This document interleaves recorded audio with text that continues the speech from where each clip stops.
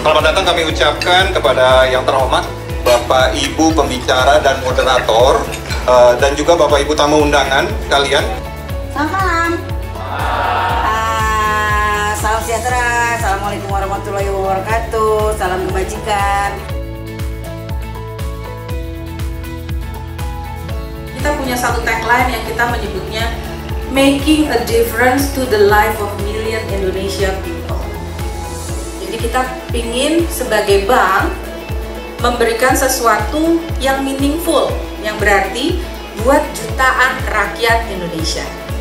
Bahkan yang udah kerja sekarang pun kalau melakukan sesuatu, dipromot atau ditugaskan sesuatu, dia pengen dapatkan hasil yang segera, yang bisa kelihatan, yang instan, yang langsung mereka bisa rasakan bahwa yang mereka kerjakan itu sesuatu yang berarti. Kita bicara orang-orang yang di dalam, itu kalau begitu employer brandingnya kagak ada, itu yang namanya churn ratio itu udah pasti naik. Kalau kita misalkan di high tech telco itu kan sekitar 8-12 ya, udah pasti nanti itu gerakannya, grafiknya itu akan naik tuh. Dan sudah pasti bentuknya itu transaksional. Ada bicara tagline-nya itu mulai dari nol ya. Nah, itu adalah cara mereka menjual korporasi dengan memunculkan karyawan yang bisa dipercaya, trustworthy persons. Nah, itu sebetulnya saya juga pengen ke arah sana. Pengen ngejual karyawan, profil seseorang itu menjadi sesuatu yang menjual. Nah, itu lebih advance dari employee branding karena berani untuk memunculkan personifikasi orang sebagai bahan jualan. Itu selalu begitu tuh kalau di consumer goods. Even di Wings sekarang pun saya rasakan seperti itu. Ya, mungkin Wings itu karena namanya Wings lebih gampang diingat, besarnya dari Indonesia, lebih gampang orang merelate yang menjadi strength kita.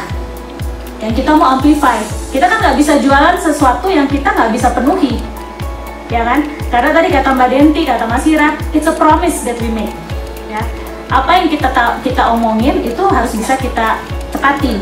Nah, sehingga waktu kita define what-nya, kita harus define kekuatan kita yang utama, ya, yang nggak akan pernah putus.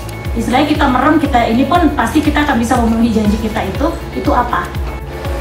Maka ketika di dalam proses ekonomi research, sebuah pertanyaan sederhana mengenai hobi akan menjadi informasi berharga ketika kita mengumumkan keluarga.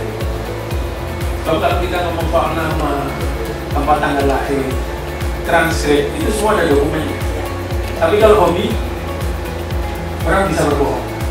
Padahal pertanyaan itu adalah pertanyaan yang sangat mendasar.